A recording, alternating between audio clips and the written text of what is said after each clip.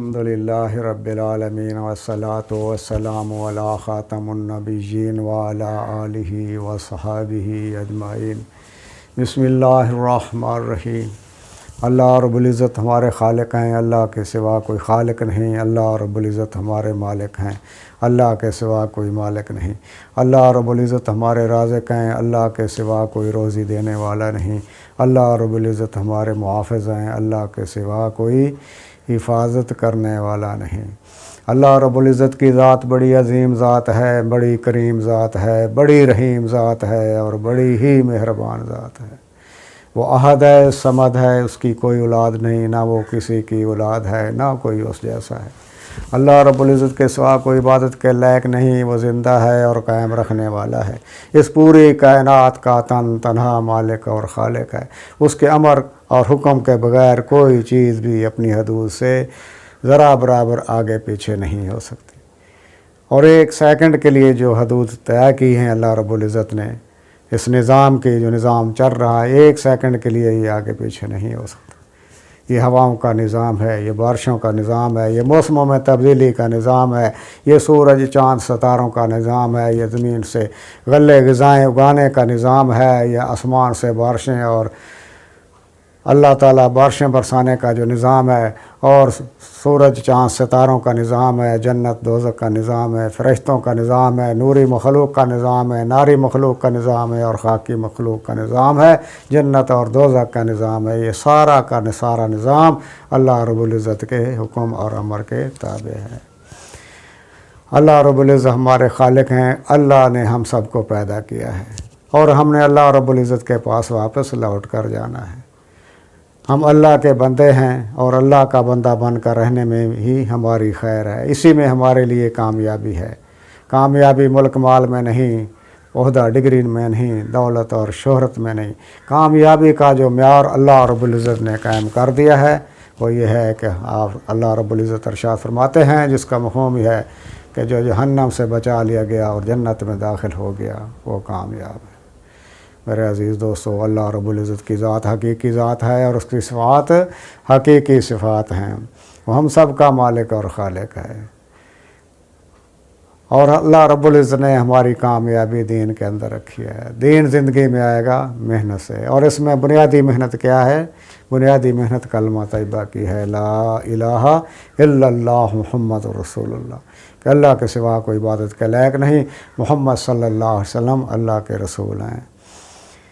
اس کا مفہوم اور مقصد یہ ہے کہ اللہ تعالیٰ کی ذات سے سب کچھ ہونے کا یقین، اور اللہ تعالیٰ کے حکم اور امر کے بغیر مخلوق سے کچھ نہ ہونے کا یقین ہمارے دلوں میں آ جائے، اور رسول اللہ صلی اللہ علیہ وسلم کے سنت طریقوں پر چل کر دنیا اور آخرت میں کامیابی کا یقین، اور آپ صلی اللہ علیہ وسلم کے سنت طریقوں سے ہٹ کر دنیا اور آخرت میں ناکامی کا یقین ہمارے دلوں میں آ جائے۔ یہ ہے لا الہ الا اللہ، لا الہ الا اللہ محمد الرسول اللہ۔ بہت مبارک کلمہ ہے، بڑے اونچے درجے والا کلمہ ہے، بڑی فضیلت والا کلمہ ہے۔ حدیث پاک کا مفہوم ہے کہ جو بندہ اس کلمے کو رات کو یا دن کو کسی وقت خلوص نیت کے ساتھ، خلوص دل کے ساتھ اس کو پڑھتا ہے تو اس کے اعمال نامے سے برائیاں مٹا دی جاتی ہیں، اور اس کی جگہ پہ نیکیاں لکھ دی جاتی ہیں۔ اور جو اس کلمے کو روزانہ 100 دفعہ پڑھے گا، کل قیامت والے دن جب اٹھے گا تو اس کا چہرہ ایسے چمکے گا جیسے 14ویں رات کا چاند چمکتا ہے۔ بھائی، کلمہ پڑھنے کے بعد پہلا حکم نماز کا ہے۔ نماز دین کا ستون ہے، مومن کی معراج ہے، یہ شیطان کا منہ کالا کرتی ہے، اور اس میں نبی کریم صلی اللہ علیہ وسلم کی آنکھوں کی ٹھنڈک ہے۔ حدیث پاک کا مفہوم ہے کہ جو بندہ 40 دن تک تکبیر اولیٰ کے ساتھ نماز پڑھے، اس کو 2 پروانے ملتے ہیں، ایک جہنم سے بری ہونے کا اور دوسرا نفاق سے بری ہونے کا۔ ایک اور حدیث پاک کا مفہوم ہے کہ جو بندہ نبی کے اللہ رب العزت ارشاد فرماتے ہیں کہ میرا جو بندہ 5 وقت کی نماز اپنے وقت پر پڑھنے کا اہتمام کرے، میں اس کو اپنی ذمہ داری پر جنت میں داخل کروں گا، اور جو ایسا نہ کرے اس پر میری کوئی ذمہ داری نہیں، چاہے اس کو عذاب دوں اور چاہے معاف کر دوں۔ وہ ہماری 5 وقت کی نمازیں اور 24 گھنٹے کی زندگی رسول اللہ صلی اللہ علیہ وسلم کے سنت طریقوں کے مطابق ہو جائے، اس کے لیے علم کا حاصل کرنا ضروری ہے۔ علم کے معنی ہے جاننا، حال کے امر کو پہچاننا، کس وقت اللہ رب العزت کا کیا حکم ہے اور پیارے نبی حضرت محمد صلی اللہ علیہ وسلم کا کیا سننا طریقہ ہے۔ بھائی کم از کم اتنا علم حاصل کرنا بہت ہی ضروری ہے کہ جائز ناجائز، پاکی ناپاکی اور حلال حرام کا پتہ چل جائے۔ جو علم حاصل کرنے کے لیے گھر سے نکلتا ہے، اللہ تعالیٰ کے نورانی فرشتے اس کی خوشنودی کے لیے اپنے پر بچھاتے ہیں اور اس کے لیے جنت کا راستہ آسان ہو جاتا ہے۔ ایک فقیہ عالم، حدیث پاک کا مفہوم ہے، ایک فقیہ عالم 1000 عابدوں سے بہتر ہے۔ اور اسی طرح ہماری زبان ذکر کرنے والی بن جائے، ہم ہر وقت اللہ تعالیٰ کو پیارے پیارے ناموں سے یاد کریں، موقع محل کی دعائیں یاد کریں اور ہر موقع پہ اس دعا کا اہتمام کریں۔ اس طرح تیسرا کلمہ ہے، درود پاک ہے اور استغفار ہے، 100 ایک تصویر روزانہ اس کی صبح شام کرنی چاہیے۔ اس طرح تو قرآن مجید کی تلاوت ہے، یہ بھی ذکر میں آتا ہے۔ فرض نمازوں کے بعد قصر سے نفل نمازیں پڑھنا، یہ بھی ذکر میں آتا ہے۔ اور فرمایا ذکر کرنے والوں کی مثال زندہ کی سی ہے اور ذکر نہ کرنے والوں کی مثال مردہ کی سی ہے۔ جنت کے 8 دروازے ہیں، ان میں سے ایک دروازہ خالص ذاکرین کے لیے ہے، وہ ہنستے ہنستے اس میں داخل ہو جائیں گے۔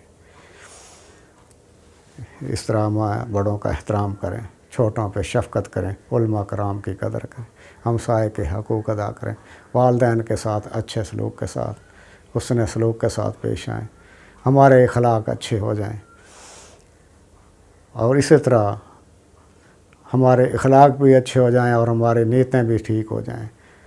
ہمارا ہر عمل خالص اللہ تعالیٰ کی رضا کے لیے ہو، اس میں دکھلاوا نہ ہو۔ اپنی ذاتی غرض کے لیے کیا ہوا کوئی بھی عمل مردود ہوگا، اس کا کوئی ثواب اجر و جر نہیں ملے گا۔ کل قیامت والے دن ایک منادی آواز لگائے گا کہ جس کے لیے عمل کیا ہو اس کا بدلہ اسی سے لے لے۔ اللہ تعالیٰ تمام شرکوں سے شریکوں سے بے نیاز ہیں۔ خود بھی نیک عمل کریں، دوسروں کو بھی نیکی کی تلقین کریں، خود بھی برائی سے بچیں اور دوسروں کو بھی برائی سے بچنے کی تلقین کریں۔ اس کام کے لیے اللہ رب العزت نے کم و بیش 1,24,000 پیغمبر بھیجے۔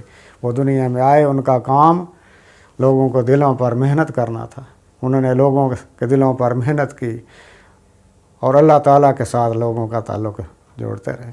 یہ سلسلہ چلتے چلتے نبی آخر الزمان حضرت محمد صلی اللہ علیہ وسلم تک پہنچا۔ آپ پر اللہ رب العزت نے قرآن نازل کیا اور ہم نبوت کا دروازہ ہمیشہ کے لیے بند کر دیا۔ اب ہمارا ایمان ہے کہ نبی کریم صلی اللہ علیہ وسلم آخری نبی ہیں، آپ صلی اللہ علیہ وسلم کے بعد کوئی نبی نہیں آنے والا۔ یہ ختم نبوت کے صدقے، یہ کار نبوت ہم سب کی ذمہ داری ہے۔ جس نے بھی کلمہ پڑھا ہے اس کی ذمہ داری ہے کہ پورے کے پورے دین پر چلتے ہوئے، خود بھی عمل کرتے ہوئے دوسروں کو تک اس دین کو پہنچانا، اس کلمے کو وہاں تک پہنچانا جہاں تک یہ نہیں پہنچا ہے۔ اس لیے گزارش ہے کہ 4 مہینے لگا کر اس کام کو سیکھ لیا جائے اور پھر عمر بھر کے لیے اس کا ارادہ کیا جائے۔ جو بندہ اللہ کے راستے میں نکلتا ہے، اللہ تعالیٰ کے نورانی فرشتے اللہ تعالیٰ کی بارگاہ میں دعا کرتے ہیں، اللہ تعالیٰ کے عرش کو پکڑ کر دعا کرتے ہیں، عرش کے پائے کو پکڑ کر دعا کرتے ہیں کہ اللہ اس کو معاف کر دے، اس کے فیملی ممبر کو معاف کر دے، اس کے گھر والوں کو معاف کر دے اور ان سب کو جنت میں داخل کر دے۔ اس لیے گزارش ہے کہ یہ بہت اونچا عمل ہے اور اس پہ اجر عظیم کا وعدہ ہے۔ اس کے لیے اپنے ارادے فرمائیں۔ اللہ رب العزت ہمیں عمل کرنے کی توفیق عطا فرمائے۔ صلی اللہ علیہ سیدنا محمد۔